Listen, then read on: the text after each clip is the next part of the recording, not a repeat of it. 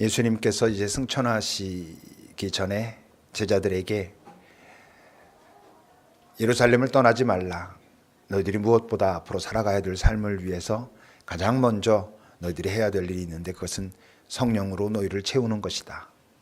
그렇게 말씀하셨고 제자들은 참 다행스럽게 그 말씀에 순종하여 좀 위험이 있었지만 예루살렘 그 마가의 다락에 여전히 함께 모여서 간절히 기도했고, 기도했을 때 어느 날 오순절에, 그때는 정확하게 그 이유가 무엇인지 몰랐겠지만 하나님은 분명히 계획과 의도를 가지고 그날에 그곳에 모인 자들에게 성령으로 함께 하셨고 그들은 성령으로 충만했습니다. 그 자리를 한번 여러분 생각해 보면 그들은 어땠을까? 그동안 여러 가지 경험을 했었지만 그 경험이 이들은 해석되거나 깨달아지거나 뭔가 잘 수용되지 못했었잖아요. 그래서 항상 예수님과 삐걱거렸던 것이죠. 그런데 그 성령의 체험은 어떤 놀라운 기적을 경험한다라는 것보다 그들의 눈이 뜨여지는 그런 순간이었던 것이죠. 그렇게 됐을 때 그들은 각각 자기의 언어를 갖게 됐고, 그 언어는 어떤 언어였냐면 자기가 만나는 사람과 소통할 수 있는 언어, 그 언어를 갖게 됐고 그들에게 만난 그 사람에게 그가 들을 수 있도록 하나님의 큰 일에 대해서 말했습니다. 그때 어떤 사람들은 놀라고 또 어떤 사람들은 들으려고 하지 않으니까 제대로 들리지 않았을 것이고, 그것이 무슨 일인가, 이것이 어떤 놀라운 어떤 힘이 거기에 개입된 것인가를 알기도 전에 조롱하고 술 취했다 하고 이렇게 했습니다. 그러니 이제 누군가 거기에 대해서 뭔가 말을 해야 되는 거잖아요. 그래서 오늘 우리가 읽지 않았지만 2장 14절의 말씀입니다. 베드로가 이제 11사도와 함께 거기 서서 사람들 앞에 말합니다. 유대인들과 예루살렘에 사는 모든 사람들아, 도대체 이 일이 어떻게 돼서 벌어진 일인지 내가 너희들에게 알려줄 테니 내 말에 귀를 기울여라 라고 말을 합니다.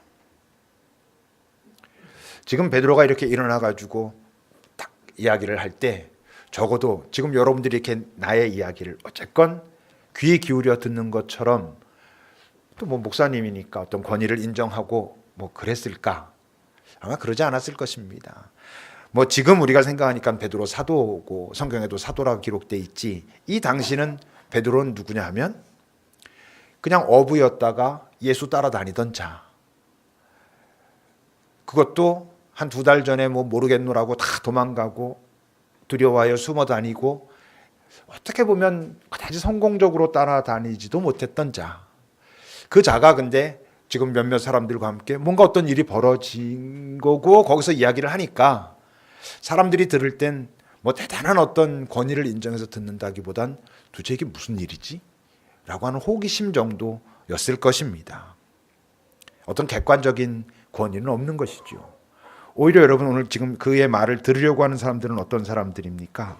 2장 5절을 보면 그때 경건한 유대인들이, 왜? 오순절에는 가능한 모든 자들이 예루살렘에 모여 예배하라 하신 그 하나님의 말씀을 순종하는 자들이, 그 말씀의 중요한 것을 인정하는 자들이 각국으로부터 와가지고 예루살렘에 머물러 있었거든요. 그러니 이 사람들은 어떤 사람들이겠어요? 경제적으로도 뭐 여유가 있으니까 거기로 오지요. 그렇죠? 또 교육적으로건 사회적으로건 적어도 거기 모인 사람들 모두가 그렇지는 않았지만 베드로라고 하는 한 사람과 비교해 보면 많은 부분에서 아마 베드로보다 앞섰을 그런 사람들이었을 것입니다. 하나님 말씀, 구약 성경이죠. 이땐 그 성경에 대한 지식과 이해에 있어서도 어부였던 베드로보다는 그들의 전통 자체가, 그 사회 자체가 종교적인 색깔을 갖고 있는 유대교 사회였긴 했지만 거기 모인 많은 사람들 중에 대부분은 아마 베드로보다 그런 지적 수준도 훨씬 나았을 그런 사람들이었을 것입니다. 이제 그들 앞에서 베드로가 이야기를 합니다.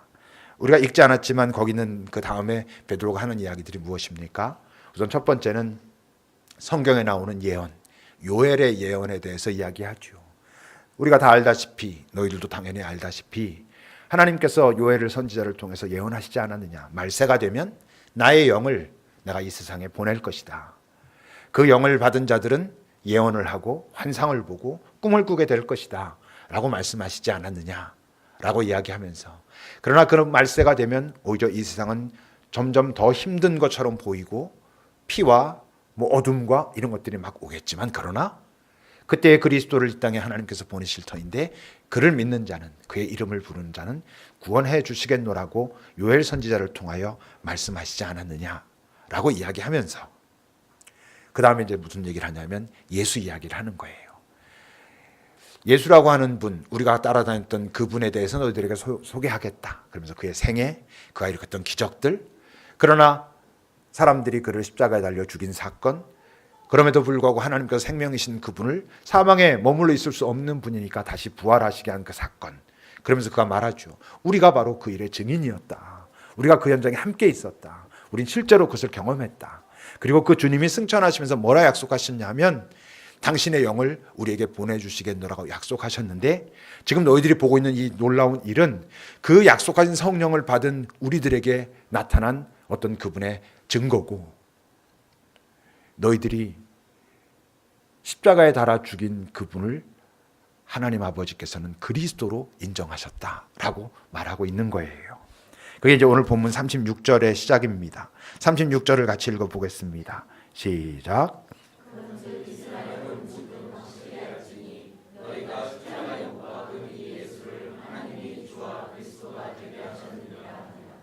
너희가 십자가에 못 박아 죽였지만 하나님은 그를 오히려 부활하고 부활하시는 증거를 통하여 생명이신 분이라는 것을 확실하게 보이시고 우리의 주와 그리스도로 이 땅에 인정하셨다, 그러는 거예요. 그 말씀을 잘 읽어보면 그 말이 전부는 아니었을 것입니다. 그 말에 베드로가 그날 했던 얘기의 어떤 요점 핵심들을 이제 사도행전의 저자 누가가 기록해 놓은 것이겠지만, 그 짧은 글만 보더라도 가만히 이렇게 보고 있으면 어떤 그 방언의 기적보다 이 베드로가 이렇게 말하고 있는 게 더 기적 같아 보여요. 이런 뭔가 논리, 그 정확한 어떤 핵심, 이렇게 얘기하고 있는 거죠. 어떻게 이런 일이 벌어졌겠어요? 그동안 베드로는 그랬던 사람이 아니거든. 그러니까 분명히 어떤 성령의 그들을 향한 어떤 체험, 성령의 충만이 뭔가 바꿔놓은 어떤 현상인 것이죠.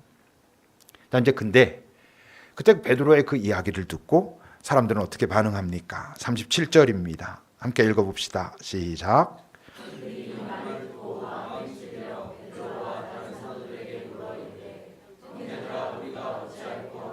베드로의 그 이야기를 듣고 이들이 마음에 찔려하면서 그럼 어떻게 해야 될까라고 염려하고 두려워합니다. 당황하고 놀라는 것이죠.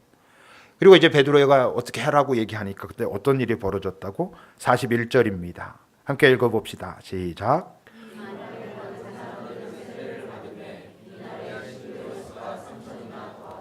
신도의 수가 3천이나 더했다.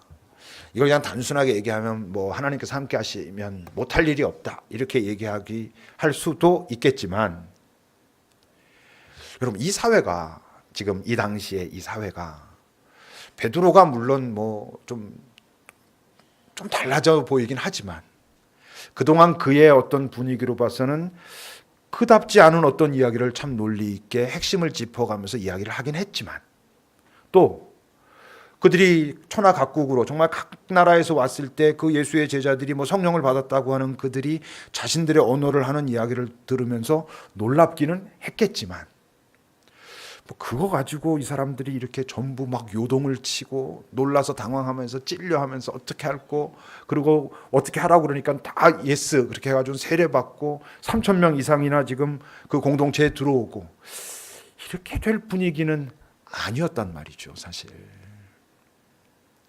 그렇게 따지면 여러분 예수님이 살아계실 때는 훨씬 더 많고 놀라운 기적들을 행하셨고, 그의 가르침은 훨씬 더 깊은, 사람들에게 고민할 만한, 정말 그런 기적들에 놀라고 그의 이야기를 들으면 충분히 따라갈 만한, 오히려 가진 것 없고 배운 것 없는 사람들보다 그런 것들을 좀 통찰하고 보면 뭔가를 느낄 수 있는 사람들이 더 관심을 가질 만한 그런 일들을 예수님이 훨씬 더 많이 행하셨거든요.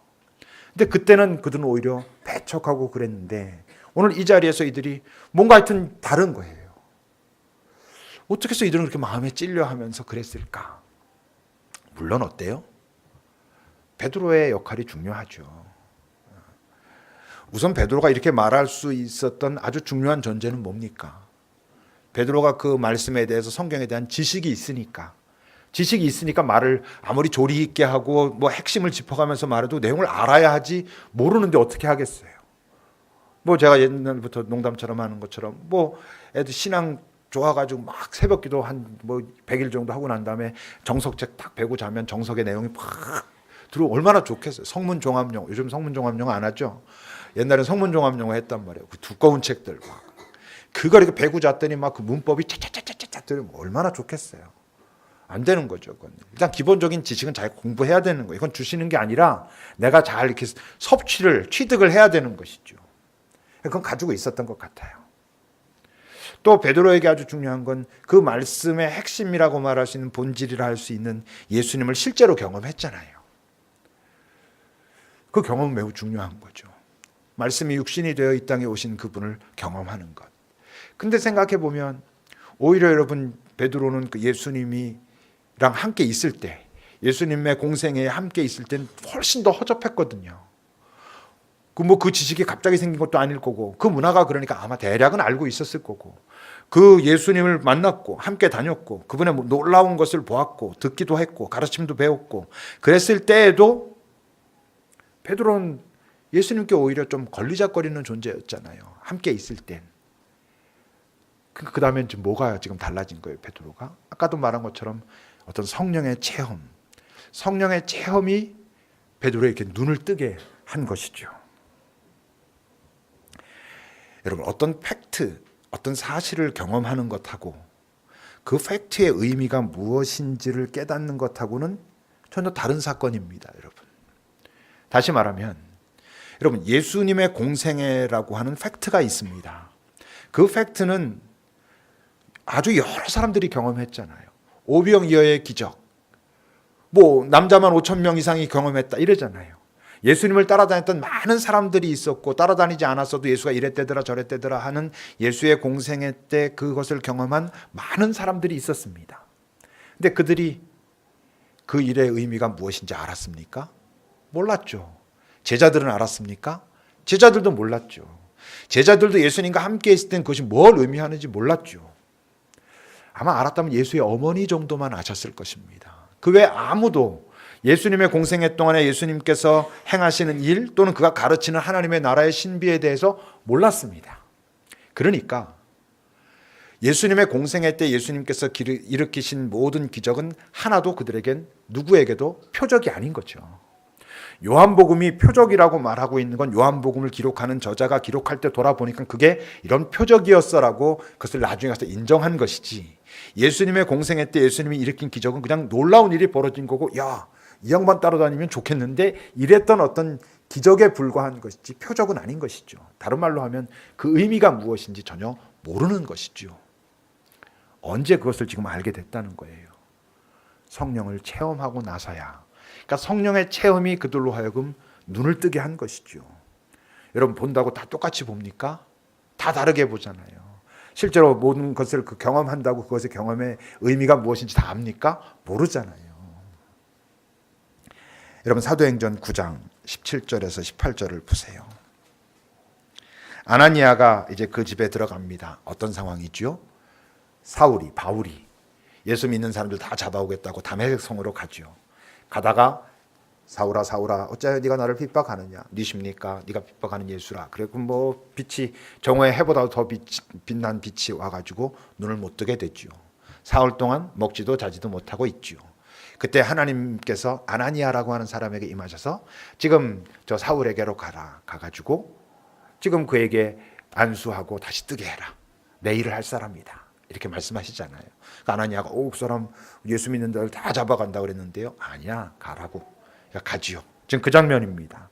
그러니까 들어가서 그 사울에게 안수합니다. 뭐라 말합니까? 형제 사울아, 주님 곧 네가 오는 길에서 나타나셨던 그 예수께서 나를 보내셨다. 왜냐하면 너를 다시 보게 하시고 성령으로 충만케 하게 하시려고 나를 너에게 보내셨다. 그리고 그에게 안수하고 기도했어요. 그때 사울의 눈에서 비늘 같은 것이 벗어져서 다시 보게 됐어요. 이게 단순히 육신의 눈만 이렇게 다시 보게 됐다는 의미겠어요? 아니잖아요. 그동안 사울이 그 유대교의 선생입니다. 그러니까 그 말씀에 대해서 많은 것들을 알았던 사람이에요. 신념을 가지고 자기가 믿은 신념에 대해서 목숨까지 걸 만한 그런 사람이었어요. 근데 다 보고 있었지만 그것의 의미를 알았습니까? 몰랐죠. 성령으로 그가 충만케 됐을 때, 그가 다시 눈을 떴을 때 육체의 눈만 뜬 게 아니라 깨달음이 있었던 거잖아요. 아, 이게 이거였구나. 내가 지금까지 읽어왔고 내가 하나님이라고 생각하고 내 나름대로 했던 하나님이 하나님이 아니라 예수 이분과 이렇게 관계가 있었던 거구나. 다른 게 보인 거잖아요. 깨달은 거잖아요. 그러니까 여러분, 우리가 성령을 체험해야 하는, 성령으로 충만해야 하는, 성령의 도움을 받아야 하는 아주 중요한 이유는 성령 체험하면 권능을 갖는데 강한 존재가 된데 이게 아니고 성령이 오셔야 보이기 때문입니다. 성령으로 하지 않고서는 하나님의 그 하나님 나라의 일, 그 신비를 우리가 가지고 있는 지식과 경험과 이 세상의 질서 속에서는 해석이 안 되기 때문에 그런 것입니다. 이 땅에 예수가 오셨을 때에도 그들이 예수를 보는 것은 그들의 경험과 지식으로 본 것입니다. 그러니까 이해가 안 되는 것이죠. 그러니까 그들이 나쁜 사람, 본질적으로 악한, 선이 생명이 없는 존재이긴 하지만 단순히 뭐 그들이 이 사회 속에서 나쁜 짓을 하고 다니는 사람들이기 때문에 단순히 야 이거 뺏길 것 같아 에서만 예수를 배척한 게 아니라 예수의 이야기가 이해가 안 되는 것입니다. 말이 안 되는 것이고 실제적으로 그들이 볼 땐 이 질서를 무너뜨리는, 사회를 망가뜨리는 사람이기 때문에 예수를 배척한 것이죠. 그래서 예수님이 마지막 순간에 뭐라 그러셨어요? 이들이 지금 자기네들이 하는 일이 무엇인지 알지 못하고 자기네들은 옳다고 생각하고 하지만 잘못된 길로 가고 있으니 이들을 용서하십시오라고 하신 것입니다. 알지를 못하는 것이죠. 여러분 요한복음 14장 25절을 보세요. 25절과 26절을 보십시오. 내가 아직 너희와 함께 있어. 지금은 내가 너희와 함께 지금 이렇게 있어서 너희들에게 여러 가지를 가르치고 이렇게 하고 있다. 근데 보혜사 곧 아버지께서 내 이름으로 보내줄 성령 그가 너희에게 모든 것을 가르치고 내가 너희에게 말한 모든 것을 생각나게 하실 것이다. 생각나게 하실 것이라는 게 까먹고 있다가 아 그런 말씀하셨지 이런 뜻이겠어요? 아니죠. 아 예수님께서 그때 말씀하셨던 그 말씀이 바로 이런 뜻이었구나. 깨닫게 된다는 것이죠. 성령이 오시면. 여러분 16장 12절과 13절을 보세요. 내가 아직도 너희에게 이를 것이 참 많다. 근데 내가 너희들에게 이런 건 말해도 너희들이 감당할 수가 없어. 행할 수가 없더라는 말 이전에 뭐예요? 이게 무슨 이야기인지 잘 이해도 못하고 이게 뭔지 잘 모를 거야. 이런 뜻입니다. 그러나 진리의 성령이 오시면 그가 너희를 모든 진리 가운데로 인도하시니 진리 가운데로 인도한다는 게 뭐예요? 그게 보일 것이니 이게 이거였구나. 이게 하나님의 마음이구나. 하나님의 뜻이 여기에 있구나라는 걸 너희들이 알게 될 터이니 이런 뜻이죠. 왜냐하면 그건 그가 스스로 말하는 게 아니라 오직 하나님께로부터 들은 것을 말하는 그런 분이기 때문에 그런 분으로 너에게 오셔서 너희들을 돕고 너희들을 보게 하고 깨우치게 하고 깨닫게 하고 이럴 것이기 때문에 라고 말씀하시는 거거든요. 그러니 여러분 그런 존재이니까 그들에게 권능을 주시는 것입니다. 권능이 다른 말로 하면 뭐예요? 하나님의 능력이죠. 그러니까 권능은 성령에 충만해서 받는다 이렇게 말하지만 성령에 충만하면 어떤 일이 벌어지니까 보이니까 알겠으니까 아 이게 이거구나.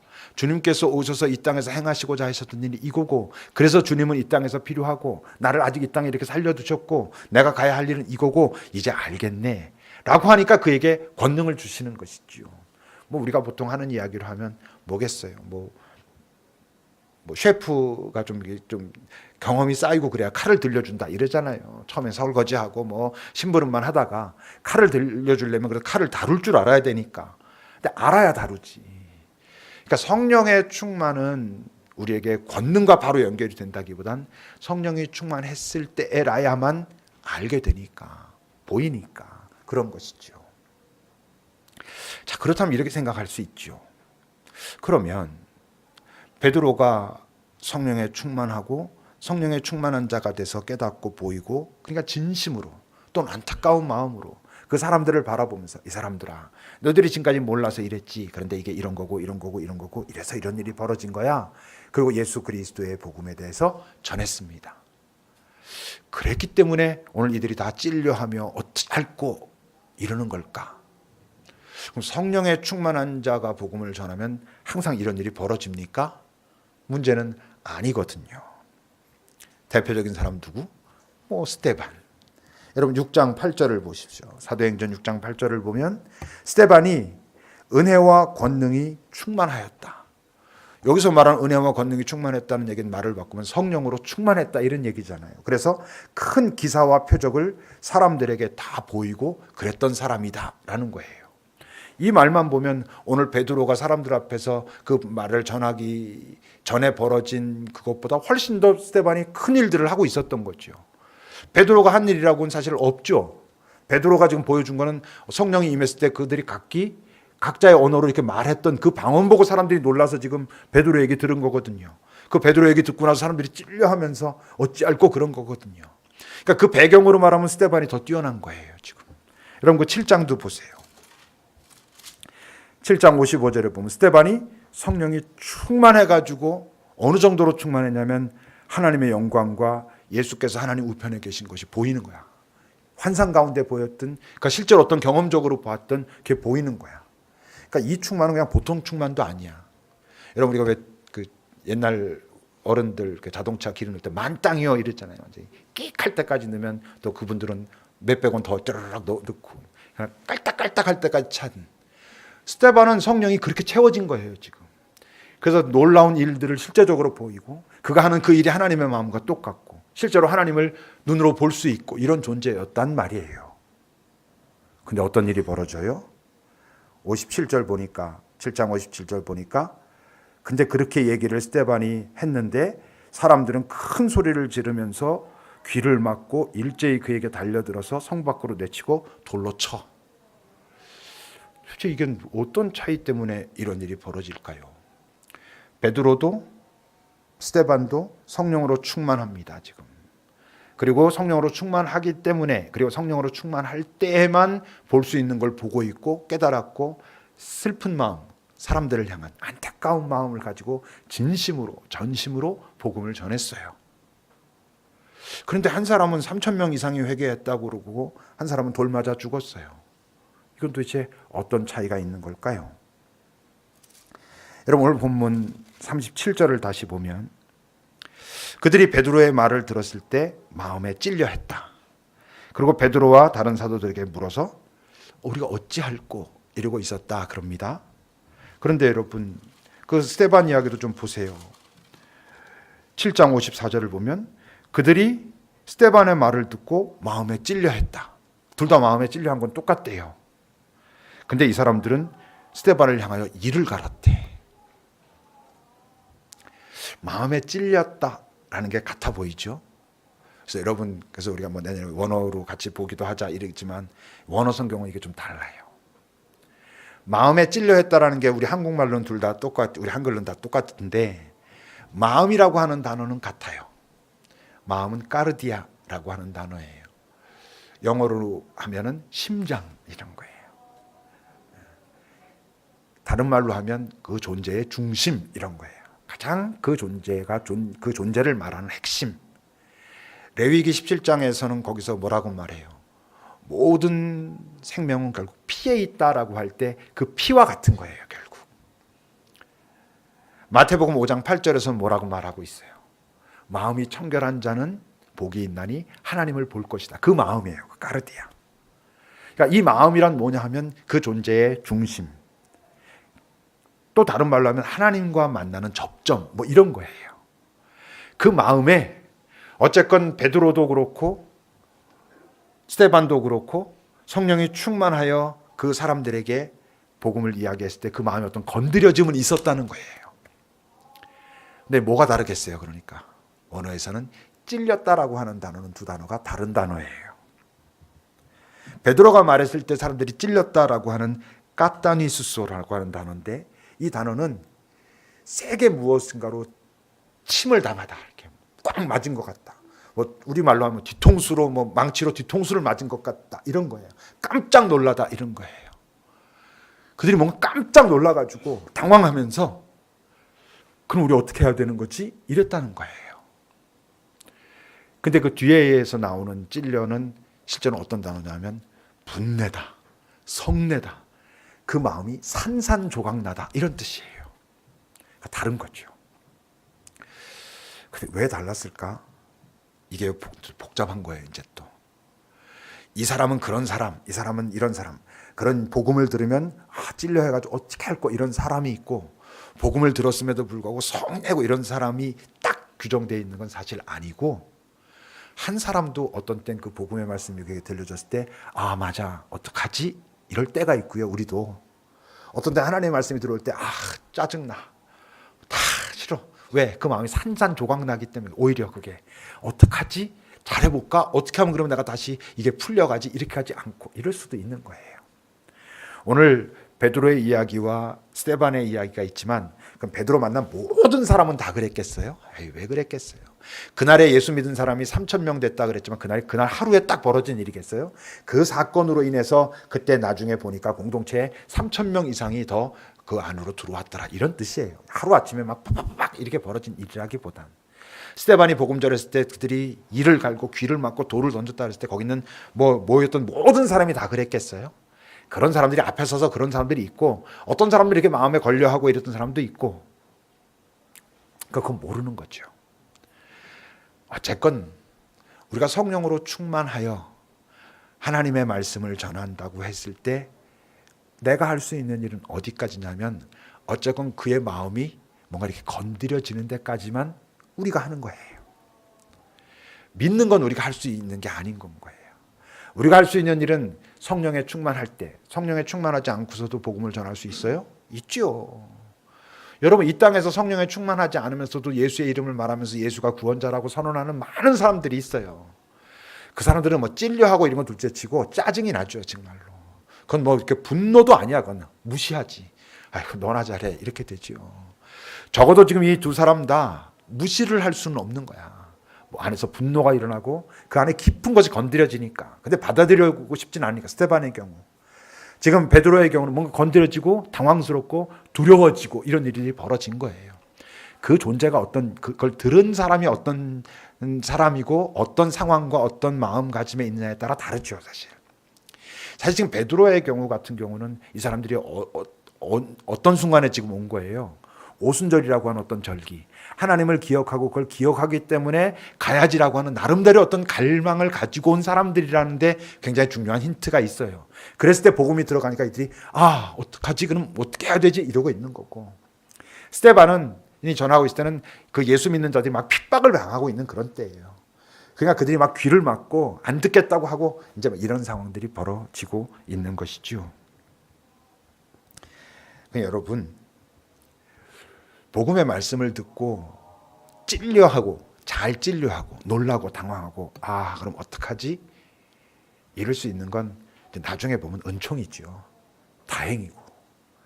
여러분, 이게 처음 예수 믿지 않을 때 복음을 접했을 때만 이런 일이 벌어지겠습니까? 지금 여기서도 벌어지는 일인 것입니다. 지금 여기서도요, 제 말이 아주 웃기게 들리진 않을 거 아니에요, 설마. 대부분 둘 중에 하나입니다, 여러분. 이 복음의 말씀이 이렇게 전달될 때 여러분들의 마음속에 맞아, 내 삶이 지금 그렇지, 하나님이 지금 나에게 대한 마음이 이런 거지, 아니면 내가 전혀 관심이 없구나라고 하는 좋은 의미의 찔림이 있든지, 그냥 마음이 다 산산조각 나가지고 듣기도 싫다, 이젠 맨날 저런 얘기, 삶의 변화도 없는 것 같은데 이게 우리가 지금 뭘 제대로 하고 있는 건지, 이럴 수도 있고. 여러분, 잘 살펴셔야 됩니다. 그게 그냥 단순한 문제가 사실 아니거든요. 우리가 한번 예수 믿었어도 또다시 그런 찔림은 계속 경험해야 되고요. 그 찔림이 왔을 때 그 찔림에 대해서 잘 반응해야 되는 것은 일생 동안 이 땅에 살아있는 동안 우리가 반복적으로 해야 되는 일인 거예요. 그럼 그런 찔림이 들을 때마다 찔릴 것 같습니까? 아닙니다. 그런 찔림이 계속되고 그럼 어떻게 하지? 라고 하다가 그냥 거기에 머물러 있으면요, 그것이 반복되고 지속되다 그다음에 어떻게 되게요? 이제 싫어지는 거야. 이제 나에게 진지하게 들리지 않아. 너무 익숙해. 무디어지는 거야. 무디어지거나 이젠 이제 그 소리 좀 그만 듣고 싶은 거야. 이젠 뭐냐면 실제로 내가 사는 삶에서의 그 현장이 훨씬 더 중요하기 때문에 하나님, 은총, 사랑, 구원 알겠는데 이제 좀 됐고 난 이게 더 중요해, 이렇게 되는 거예요. 예수 한번 믿었다고 끝까지 안전한 거 아니라 했죠. 여러분, 우리가 그거를 잘 살펴보셔야지 됩니다. 그래서 여러분, 그 찔려하는 자들에게 베드로가 하는 얘기를 들으세요. 38절입니다. 같이 읽어봅시다. 본문 38절 시작.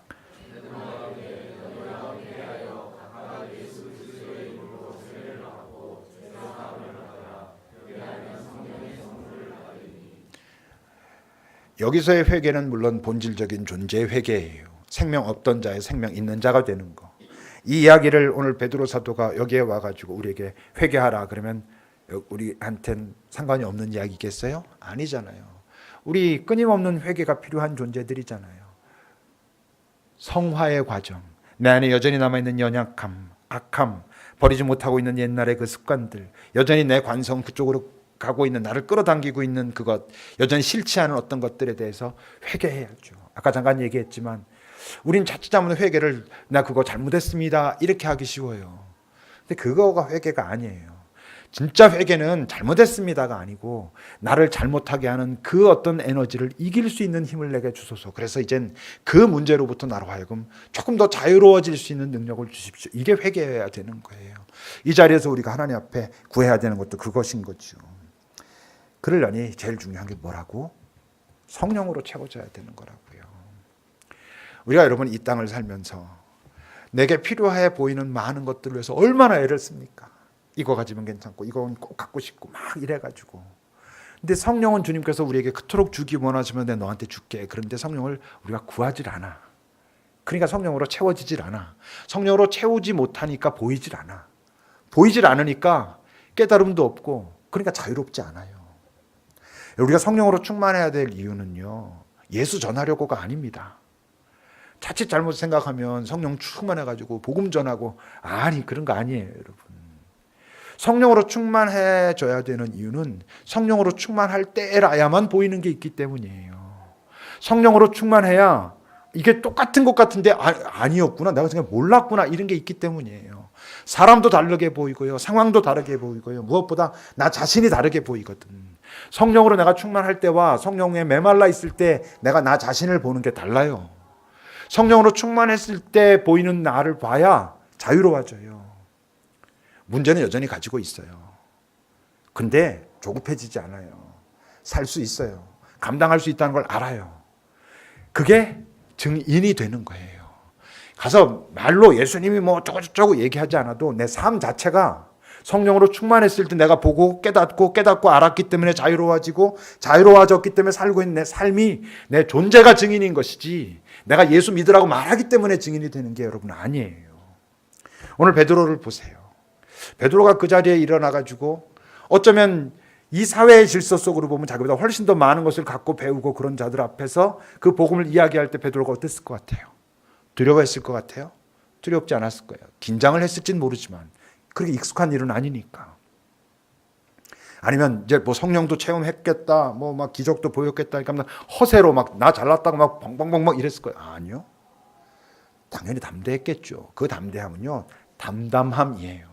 정말 자신 있으면 담담하거든요, 여러분. 담담하게 자기 이야기를 차곡차곡 해가는 거예요. 성령께서 함께 하시는 걸 느끼고 있으니까. 지금 자기가 혼자 하고 있는 것이 아니라는 걸 아니까. 성령께서 나를 통해서 뭔가 이곳에서 하고자 하시는 일이 있다는 걸 아니까 하는 거예요. 그게 여러분 우리의 삶에서는 어떻게 나타날 것 같아요? 베드로는 오늘 복음을 전했지만, 제가 이 자리에서 이제 복음을 전하는 것으로 나타나겠지만, 우리의 삶의 현장에서는 성령께서 나와 함께 하시고 내게 보이는 그 상황 속에 가장 적합한 것이 무엇인지를 알겠고, 성령의 기쁨이 무엇인지 알겠고, 그분이 내 손을 잡은 걸 알겠고, 그러니까 한 걸음 내디디면서 사는 거고, 그 삶이 사람들이 볼 땐 야, 저 삶을 저렇게 살게 하는 저 에너지가 뭐지? 이게 증인인 거예요. 입으로 하는 게 아니고. 성령 받는 게 좋아요, 안 받는 게 좋아요? 받는 게 좋은 거잖아요. 근데 여러분 성령 받으려고 애 써요, 안 써요? 안 쓰잖아요. 받을게요, 뭐 이런 건 아니지. 받는다는데 왜 안 주셔? 이런 건 아니지. 여러분들이 뭔가를 이 땅에서 원하기 때문에 애쓰고 투자하고 하는 것에 반도 안 걸린다니까요. 왜냐하면 이 세상은 그걸 여러분들 주려고 하지 않아요. 그걸 통해서 여러분들을 조작하려고 하지. 근데 성령은 원하는 자에게, 진심으로 원하는 자에게 주려고 기다리고 하나님이 계세요. 왜 안 주시겠어? 맨날 입술만 그러지 원하지 않잖아. 뭐 세상 사는 게 바쁩니다. 바쁘죠. 바쁘지만 정말 성령을 구하기 때문에 원하기 때문에 그것을 받으려고 낼 수 있는 시간조차 없을까? 아니라고요. 다른 게 더 중요한 거라니까요. 우리가 그런 부분에 대해서 정직하게 인정해야 그 다음에 이제 성령의 실체에 우리가 접근할 수 있어요. 성령 받는 게 좋아요. 그죠? 다 받읍시다. 우리 구합시다. 그리고 누립시다. 그래야 여러분 이 땅을 예수 증인으로 살아요. 내 존재 자체가. 기도해요. 기도합시다. 하나님, 베드로가 하루아침에 변한 것 같아도 긴 과정이 있었습니다. 물론 실패도 있었고 주님과 함께 있었던 시간들도 있었고 그의 뭔지는 잘 몰랐어도 그의 존재 속에 새겨진 것들이 있었고, 그런데 그것들이 결국 성령과 만났을 때라야만 열매가 됐다는 것을, 여기는 우리들도 나름 수십 년 동안 신앙생활한 사람들도 있고 그래서 여기저기 여러 가지들이 스며들어온 있을 터인데 그것들이 성령과 만나지 못함으로 여전히 파편적인 것으로 있기에 내 상황에 따라서, 내 감정에 따라서, 내 마음대로 해석하는 형태로 얼마나 우리는 예수님을, 내 주님을 그냥 그렇게 헛되이 써먹고 있는지요. 우리가 무엇보다 성령으로 충만하게 하소서. 성령으로 충만할 때에만 가능한 내 안에 곳곳에 박혀있는 하나님과 관련된 것들이 정돈된다는 것을, 그것이 정돈돼야 그때야 비로소 제대로 보인다는 걸, 제대로 보여야 제대로 선택하고 그때 허락하시는 자유와 평화가 있다는 걸, 그게 증인이라는 것을 우리가 기억하고 이 땅을 살게 하소서. 예수님의 이름으로 기도합니다. 아멘.